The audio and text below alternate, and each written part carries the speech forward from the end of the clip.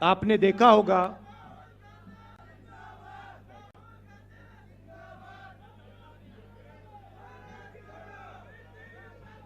अच्छा भैया, आप भाषण तो देने दीजिए। हाँ, शुरू तो करने दीजिए। शाबाश, जोश है आप में। देखिए, 1 साल पहले मैं लाखों लोगों के साथ मिलकर कन्याकुमारी से लेकर कश्मीर तक पैदल गया। यात्रा का नाम भारत जोड़ो यात्रा था। हमारा लक्ष्य, जो बीजेपी ने नफरत फैलाई है, हिंसा फैलाते हैं, उसके खिलाफ खड़े होने का था।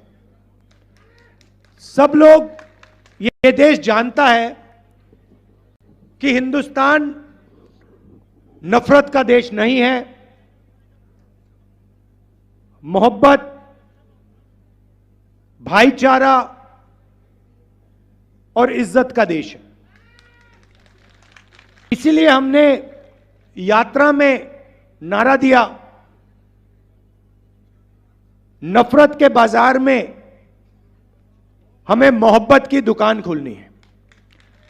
अब सवाल उठता है कि देश में बीजेपी नफरत क्यों फैलाती है, हिंसा क्यों फैलाती है, डर क्यों फैलाती है। भाइयों और बहनों, मैं आपको आज भाषण में 2 बातें बताना चाहता हूं। नफरत का कारण बेरोजगारी और महंगाई है। बीजेपी का सिस्टम आपका ध्यान बेरोजगारी और महंगाई से हटाने के लिए नफरत पे ले जाता है।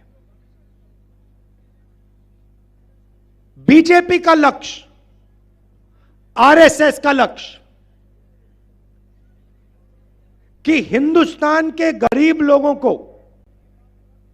मजदूरों को, किसानों को, छोटे व्यापारियों को, आदिवासियों को, दलितों को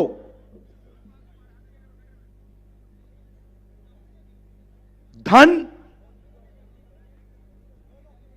ना मिल जाए। वो चाहते हैं कि धन, हिंदुस्तान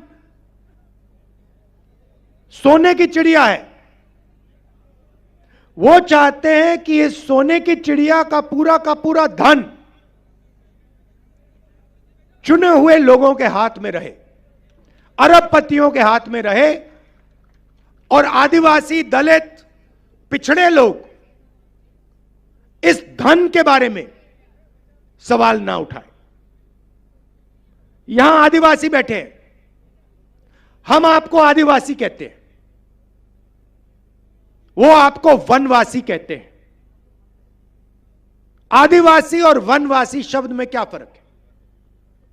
आदिवासी का मतलब वो लोग जो हिंदुस्तान के, इस धरती के, भारत माता के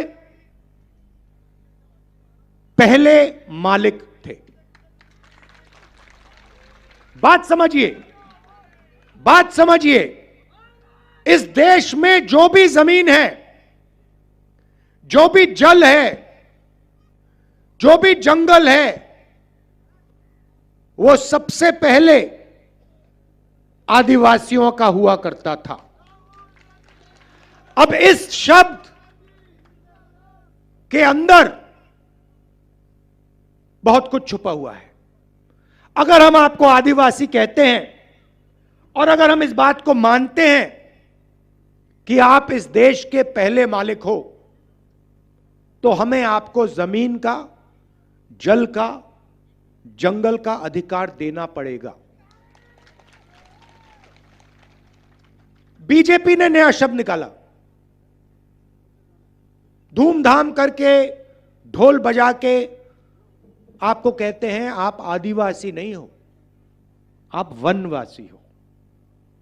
वनवासी का मतलब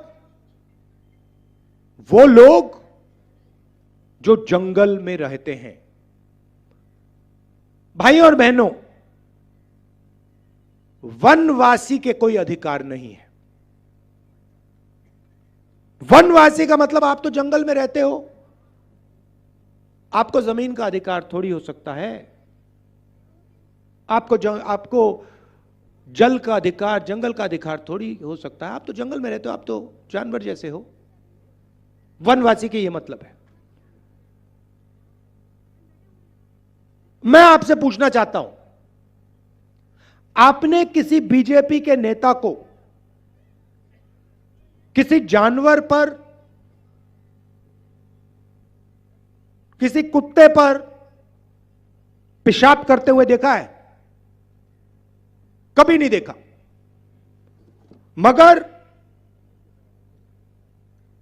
आपने बीजेपी के एमएलए को मध्य प्रदेश में एक आदिवासी युवा के ऊपर पेशाब करते हुए देखा है।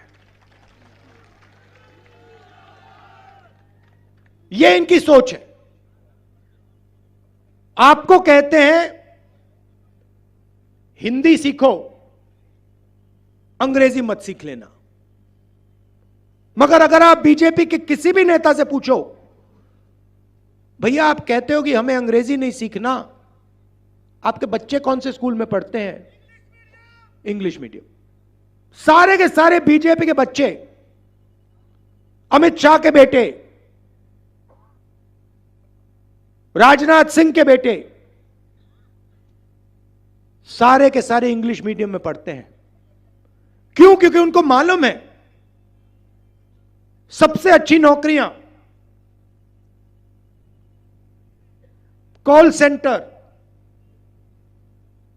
आईटी, सॉफ्टवेयर, इंजीनियरिंग, सबसे अच्छी नौकरियों के लिए आपको अंग्रेजी बोलनी पड़ेगी। और वो चाहते हैं कि आदिवासी जंगल में रहें, बीजेपी के एमएलए उन पर पेशाब करें, वीडियो वायरल करें, और आदिवासी युवा ना पढ़ें, ना लिखें, ना अंग्रेजी बोलें। मैं चाहता हूं कि आदिवासी युवा अगर पायलट बनना चाहता है, अमेरिका में हवाई जहाज में जाना चाहता है, उसका हक बनता है। लॉयर बनना चाहता है, इंजीनियर बनना चाहता है, डॉक्टर बनना चाहता है, आप असली मालिक हो इस जमीन के, हक बनता है।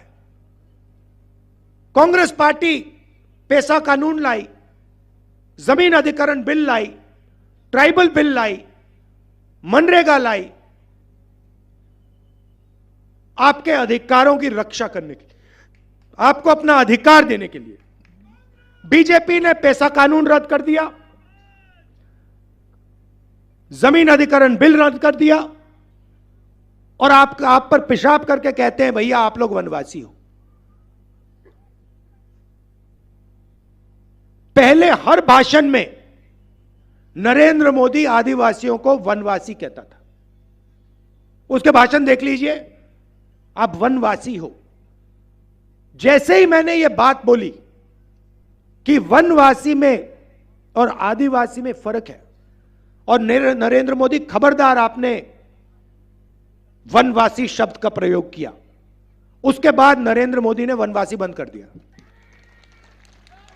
मैं आपको बता रहा हूं, जब तक कांग्रेस पार्टी है तब तक आदिवासियों की अधिकारों की हम रक्षा करेंगे।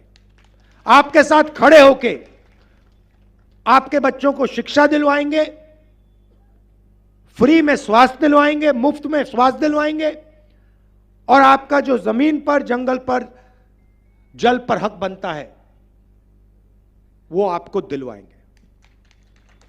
तो यह हुई बात आदिवासियों की। अब चलिए पिछड़ों की बात करते हैं। देश में कम से कम 50% पिछड़े लोग हैं। ऑफिशियल रिकॉर्ड नहीं है,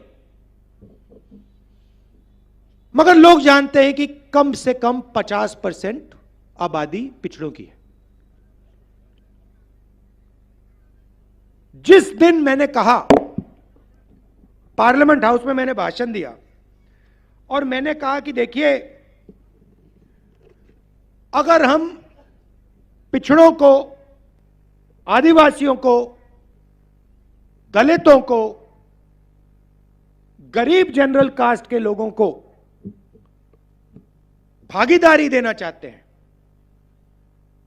देश में अधिकार देना चाहते हैं, तो हमें दो चीजें पहले पता लगानी पड़ेंगी। सबसे पहले,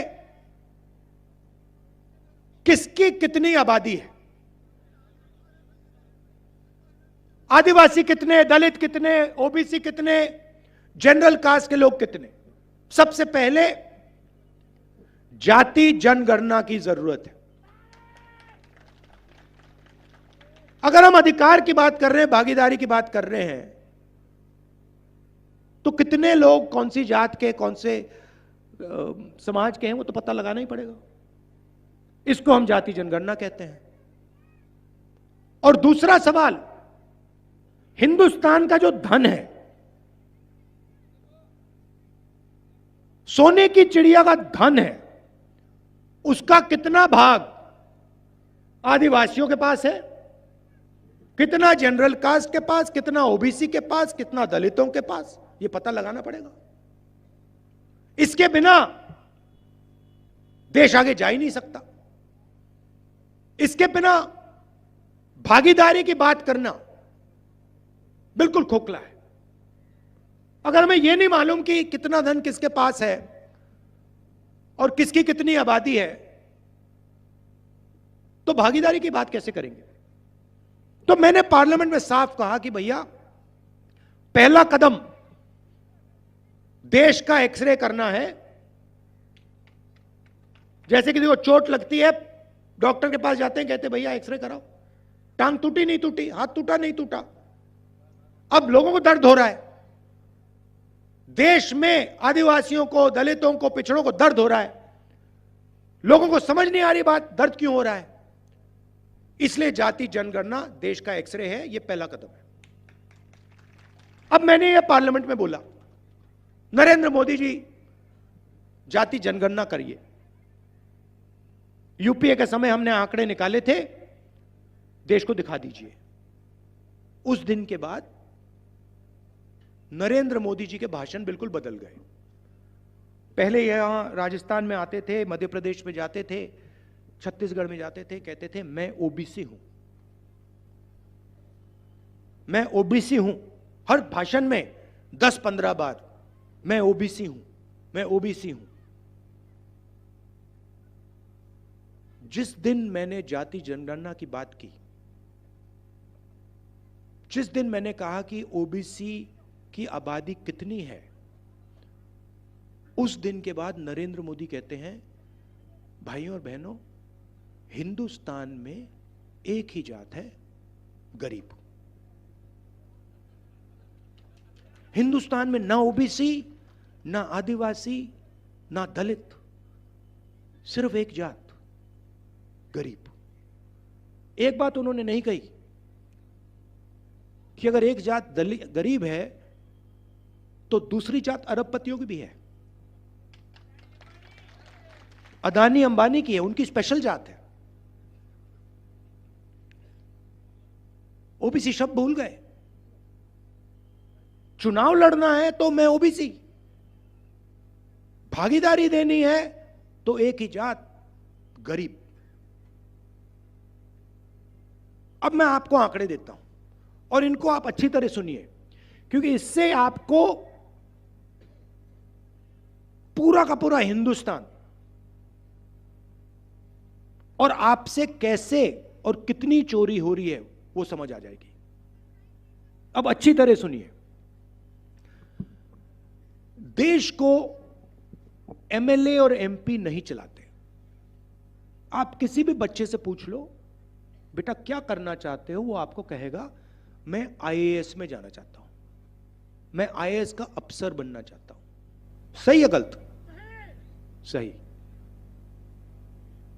देश को आईएएस अफसर चलाते हैं और हिंदुस्तान की सरकार को 90 आईएएस अफसर चलाते हैं। पूरा का पूरा बजट जो होता है, पैसा होता है हिंदुस्तान का, सोने की चिड़िया का पूरा पैसा जो आता है, इसको ये 90 लोग बांटते हैं। अब सवाल उठता है कि 90 में से आदिवासी कितने, दलित कितने और ओबीसी कितने? अगर हम कहते हैं कि आदिवासियों की भागीदारी है, दलितों की भागीदारी है, पिछड़ों की भागीदारी है, तो इन 90 लोगों में से आबादी जितने अफसर हर जात के होने चाहिए। सही? अब मजे की बात सुनिए, 90 में से 3 अफसर पिछड़ी जात के हैं। मतलब पिछड़ों की आबादी 50%, मतलब कम से कम 45 होने चाहिए, और हैं कितने? 3। अच्छा, अगर 3 अफसरों के हाथ में बड़े बड़े मंत्रालय होते तो अलग बात, मगर ये जो 3 ओबीसी अफसर हैं एक कोने में बैठे रहते हैं। इनका बजट पर कोई कंट्रोल नहीं। अगर हिंदुस्तान की सरकार 100 रुपए खर्च करती है तो पिछड़े अफसर 5 रुपए पर निर्णय लेते हैं। तो नरेंद्र मोदी के ये जो शब्द हैं कि ओबीसी सरकारी खोखले हैं, और वो जाति जनगणना इसलिए नहीं कराना चाहते कि देश के ओबीसी को पता लग जाए, देश के युवाओं को पता लग जाए कि भैया हमारी आबादी तो 50% है। आबादी 50% और अफसर 3, 90 अफसर पूरा का पूरा बजट बांटते हैं। राजस्थान को कितना पैसा मिलता है, स्वास्थ्य में कितना जाता है, शिक्षा में कितना जाता है, आर्मी में कितना जाता है, ये 90 लोग तय करते हैं दिल्ली में। इसमें से 3 ओबीसी। कैसे हुई ओबीसी की सरकार? अब यहां जो पिछड़े युवा हैं, आपके दिल में थोड़ा गुस्सा आया होगा, ये तो हमारा बेवकूफ बना रहे हैं। मगर ठहरिए, क्योंकि मैं अभी आदिवासियों की बात करना चाहता हूं। पिछड़े हैं 3,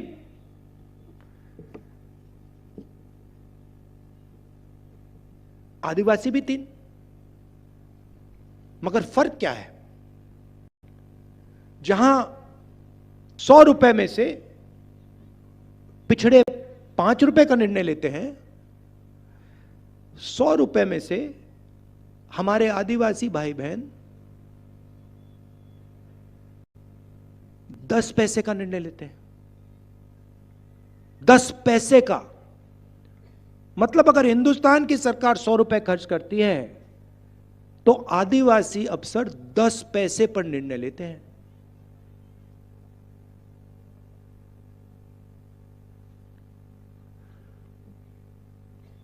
उनके स्कीम की बात करता हूं, नरेंद्र मोदी की स्कीम की बात करता हूं। फसल बीमा योजना। फसल बीमा योजना में क्या है, मैं साफ समझा देता हूं आपको। पैसा आता है जीएसटी से। आदिवासी भाई, दलित भाई, पिछड़े लोग, गरीब, जनरल कास्ट के लोग 1 लीटर पेट्रोल खरीदते हैं, उतनी ही जीएसटी देते हैं जितनी अदानी देता है। अदानी अरबपति, मगर अगर अदानी 1 लीटर पेट्रोल खरीदे और हिंदुस्तान का सबसे गरीब व्यक्ति 1 लीटर पेट्रोल खरीदे तो जीएसटी एक जैसी जाती है। आप शर्ट पहने हो, सफेद शर्ट पहने हो, अगर अदानी जी ये शर्ट खरीदे और अगर आप ये शर्ट खरीदो, जीएसटी एक जैसी जाएगी। वो अरबपति है, जीएसटी एक। तो जीएसटी से पैसा आता है, किसका पैसा है? 50% पिछड़ों का, तकरीबन 15% दलितों का, तकरीबन 12% आदिवासियों का। तो फसल बीमा योजना आपको समझा देता हूं। फसल बीमा योजना में 35,000 करोड़ लगते हैं। 20,000 करोड़ दिल्ली की सरकार देती है जीएसटी से, 10,000 करोड़ स्टेट की सरकार देती है जीएसटी से, 5,000 करोड़ हमारा किसान जो हमारी देश की रीढ़ की हड्डी है वो देता है। 35,000 हो गए। अब नरेंद्र मोदी की सरकार 35,000 करोड़ उठा के 16 कंपनियों के हाथ में पकड़ा देती है।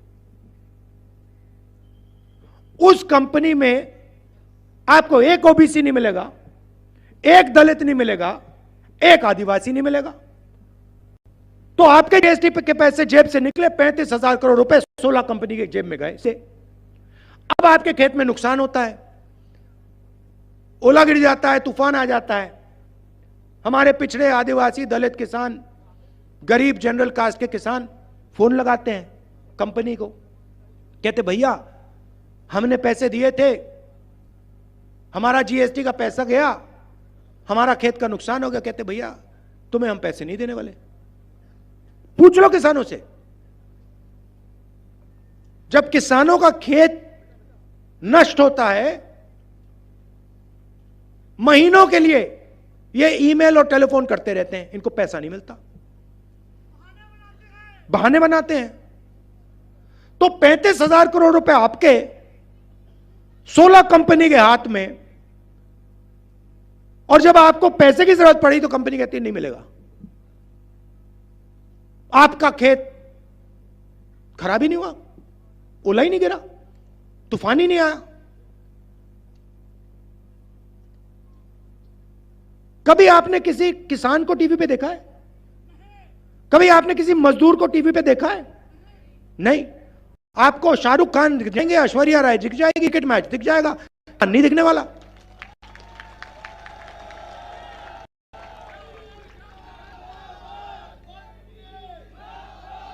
उधर मजदूर फंसे हुए हैं उत्तराखंड में, मजदूर फंसे हुए हैं उत्तराखंड में, जमीन के नीचे धंसे हुए हैं। 24 घंटा मीडिया क्रिकेट की बात कर रही है, अच्छी बात है, 2 मिनट उनको भी दे दो, 2 मिनट हमारे मजदूरों को भी दे दो। तो मेरा कहना है, मीडिया में नरेंद्र मोदी का 24 घंटे चेहरा आता है। क्यों आता है? टीआरपी बढ़ती है। क्यों बढ़ती है? क्योंकि नरेंद्र मोदी जी इनका काम करते हैं, अदानी का काम करते हैं। अदानी, अंबानी और नरेंद्र मोदी जी, बहुत अच्छा सौदा है। नरेंद्र मोदी जी जीएसटी का पैसा उधर भेजते हैं और वो नरेंद्र मोदी का चेहरा इधर दिखाते हैं। तो ये फर्क है भाइयों और बहनों। अब मैंने साफ कहा है, राजस्थान में हमारी सरकार आएगी, जाति जनगणना तो हम यहां पे शुरू कर देंगे। और दिल्ली में आएगी तो पूरा देश का हम जाति जनगणना कर देंगे। पिछड़ों को, दलितों को, आदिवासियों को साफ बता देंगे, भैया आपकी आबादी कितनी है, दूध का दूध, पानी का पानी कर देंगे। ओ, नरेंद्र मोदी के मुंह से जाति जनगणना का शब्द नहीं निकल सकता।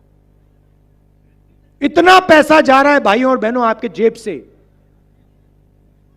दुख की बात है कि आपको भी नहीं पता लग रहा, आपको भी समझ नहीं आ रहा कि आपके जेब में से कितना पैसा अदानी की जेब में जा रहा है। आपको दर्द हो रहा है, आपको दुख हो रहा है, आपके बच्चे बेरोजगार हैं, मगर आप कारण नहीं देख पा रहे हो। आप यह नहीं देख पा रहे हो कि आपकी जेब में से पैसा, जब आप पेट्रोल खरीदते हो, जब आप शर्ट खरीदते हो, जब आप पैंट खरीदते हो, जब आप ढाबे में खाना खाते हो, आपकी जेब में से पैसा जा रहा है, सीधा ट्रांसफर हो रहा है अदानी की जेब में। तो दो तरीकों की सरकार होती है भाई और बहनों, एक अरबपतियों की और एक किसानों की, मजदूरों की, दलितों की, गरीबों की, इन लोगों की, छोटे दुकानदारों की। नरेंद्र मोदी जी ने आपसे कहा 15 लाख रुपए बैंक अकाउंट में लग जाएगा, लग गया। कोविड आया, सॉरी कोरोना, नरेंद्र मोदी जी ने आपको नचा दिया, सबको नचा दिया। चलो भैया थाली बजाओ, भाई थाली बजाओ, थाली बजाओ। कोविड फैल रहा है, कोविड, ठहर जाओ भैया, कोविड फैलता कैसे है? जब लोग एक दूसरे के पास आते हैं। नरेंद्र मोदी जी ने भीड़ में थाली बजवा दी, कोरोना को फैला रहे हैं, पूरा देश थाली बजा रहा है वहां पे, टीवी पे। दूसरी तरफ नरेंद्र मोदी जी कहते हैं ठीक है भैया थाली ने नहीं काम किया, बहुत सारे लोग मर गए, चलो मोबाइल फोन की लाइट जलाओ। सच्चाई है, आप हंस रहे हो, सच्चाई है। मतलब ड्रामा है। आपका ध्यान कभी उधर जाएगा, कभी इधर जाएगा। जेब कतरा क्या करता है? जेब कतरा भैया पहले आपका ध्यान उधर करता है, भैया उधर देख, वो आपका ध्यान उधर करता है, दूसरी साइड से बंदा आके जेब काट देता है। तो नरेंद्र मोदी जी का काम आपका ध्यान इधर उधर करने का है, पीछे से अदानी जेब काट देता है। टीम है। आप लोग क्या करते हो भैया? आपको कहते हैं भैया हिंदू मुस्लिम, हिंदू मुस्लिम, आप कहते हिंदू मुस्लिम, पीछे से अदानी ने जेब काट ली। आपको कहते हैं देखो ऐश्वर्या राय नाच रही है, पीछे से जेब काट दी। कहते देखो भैया क्रिकेट चल रहा है, पीछे से जेब काट दी। वो देखो भैया शाहरुख डांस कर रहा है, वो जेब काट दी। ये हो रहा है। मैं आपको बता रहा हूं, पैसा आपका है, उस पर हक आपका बनता है। एकत्रित हो लो, एक साथ खड़े हो लो, सारा का सारा पैसा मिल जाएगा। अब देखिए राजस्थान में आप में से जितने भी लोग बीमार हुए, यहां पे भीड़ में किसी को दिल की बीमारी हुई होगी, किसी को कैंसर होगा, किसी का हाथ टूटा होगा, पैर टूटा होगा, डायबिटीज होगी। इस भीड़ में आप में से किसी व्यक्ति ने इलाज के लिए 1 रुपया दिया? फ्री। 25 लाख रुपए दवाई फ्री, फ्रैक्चर हुआ फ्री, दिल में बीमारी हुई स्टेंट लगानी है फ्री, कैंसर हुआ इलाज फ्री।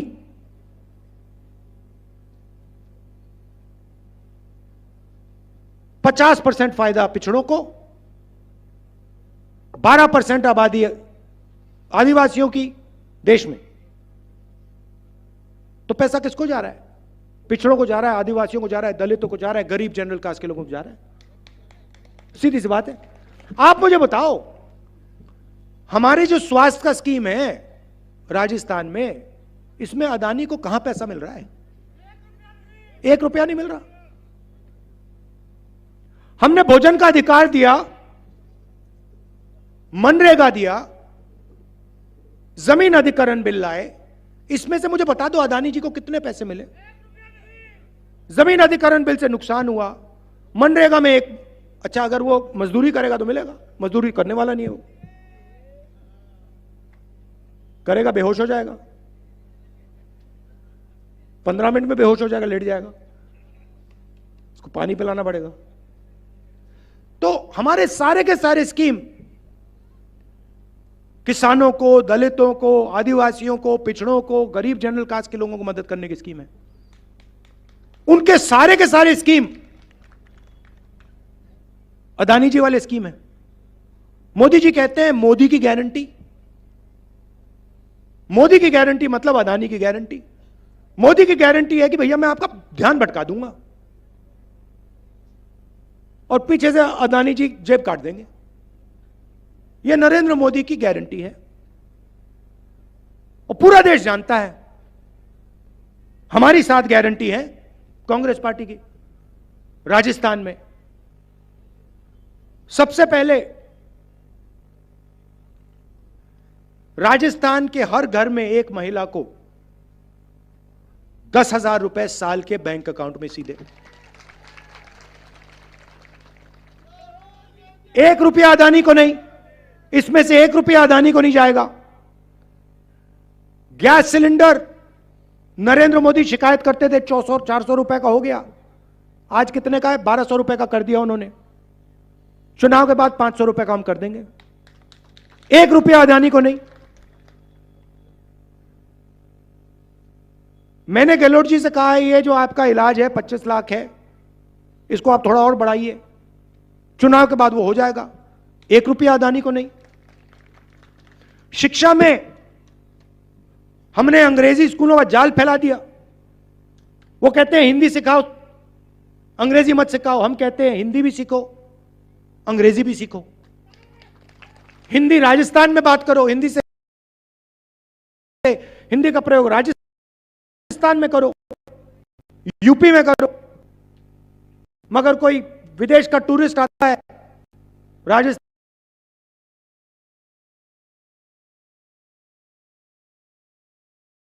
में, तो उसमें उससे अंग्रेजी से बात करो, व्यापार करो, बिजनेस खोलो। 2 हिंदुस्तान नहीं चाहिए हमें। इसलिए हमने इंग्लिश मीडियम स्कूल हर स्टूडेंट के लिए हम इंग्लिश मीडियम स्कूल खोलने जा रहे हैं राजस्थान में, और फ्री में हम गवर्नमेंट कॉलेज में लैपटॉप देते हैं। नरेंद्र मोदी जी ने सरकारी ऑफिसर्स का ओपीएस बंद कर दिया। ओल्ड पेंशन स्कीम जो था हमने फिर से लागू कर दिया। उसमें से 1 रुपया अदानी को नहीं जाता। अग्निवीर जैसे स्कीम लाते हैं अदानी को फायदा पहुंचाने के लिए। हमारे युवा सुबह उठते हैं 4 बजे, देश की रक्षा करने के लिए उठते हैं। लाखों युवा उठते थे, वर्जिश करते थे आर्मी का टेस्ट पास करने के लिए।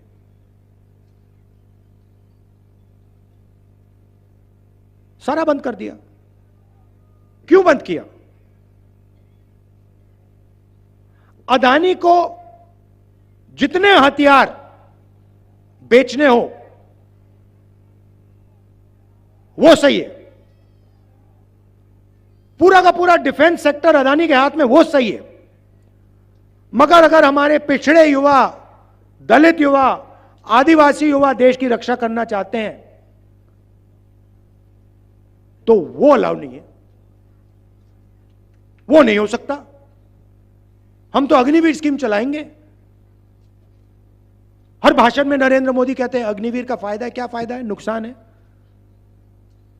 गरीब युवाओं का नुकसान है, अदानी का फायदा है। तो हर स्कीम में वो अरबपतियों की मदद करते हैं, हर स्कीम में हम गरीबों की, किसानों की, मजदूरों की मदद करते हैं। यह फर्क है। अब याद रखिए, हमने जो भी किया है, बीजेपी की सरकार आई वो सारा का सारा उठा के ले जाएंगे। 25 लाख रुपए जो आपका स्वास्थ्य में हम देते हैं वो सारा अदानी को जाएगा।